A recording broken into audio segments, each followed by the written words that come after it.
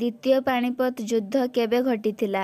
ଏ 1526, ବି 1556, C 1761, D 1947। ଉତ୍ତର ହେଉଛି ବି 1556। ମୌର୍ଯ୍ୟ ବଂଶର ପ୍ରଥମ ସମ୍ରାଟ କିଏ ଥିଲେ? ଏ ଅଶୋକ, ବି ବିନ୍ଦୁସାର, ସି ଚାଣକ୍ୟ, ଡି ଚନ୍ଦ୍ରଗୁପ୍ତ ମୌର୍ଯ୍ୟ। ଉତ୍ତର ହେଉଛି ଡି ଚନ୍ଦ୍ରଗୁପ୍ତ ମୌର୍ଯ୍ୟ।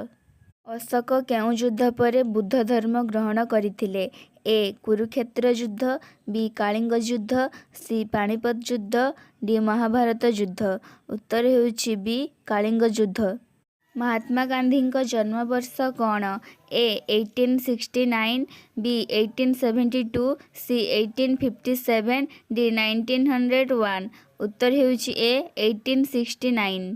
ବିଜୟନଗର ସାମ୍ରାଜ୍ୟ କେଉଁ ନଦୀଠାରେ ଥିଲା?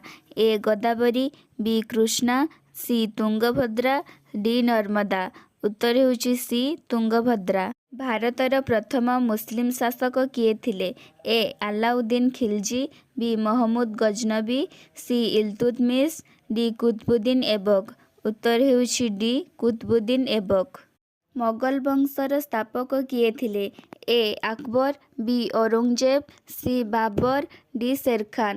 ଉତ୍ତର ହେଉଛି ସି ବାବର। ଅଜାନ୍ତା ଗୁହାଗୁଡ଼ିକ କେଉଁ ଧର୍ମ ସହିତ ସମ୍ପର୍କିତ? ଏ ଜୈନ ଧର୍ମ, ବି ବ୍ରାହ୍ମଣ ଧର୍ମ, ସି ବୌଦ୍ଧ ଧର୍ମ, ଡି ଇସଲାମ ଧର୍ମ। ଉତ୍ତର ହେଉଛି ସି ବୌଦ୍ଧ ଧର୍ମ। ବ୍ରିଟିଶ ଶାସନ ବେଳେ ଭାରତର ପ୍ରଥମ ଗଭର୍ଣ୍ଣର ଜେନେରାଲ କିଏ ଥିଲେ? A Warren Hastings, B Clive, C Dalhousie, D Curzon. ଉତ୍ତର ହେଉଛି ଏ ୱାରେନ ହେଷ୍ଟିଙ୍ଗସ। ସ୍ୱଦେଶୀ ଆନ୍ଦୋଳନ କେବେ ଆରମ୍ଭ ହୋଇଥିଲା? ଏ 1857, ବି 1905, ସି 1920, ଡି 1942। ଉତ୍ତର ହେଉଛି ବି 1905।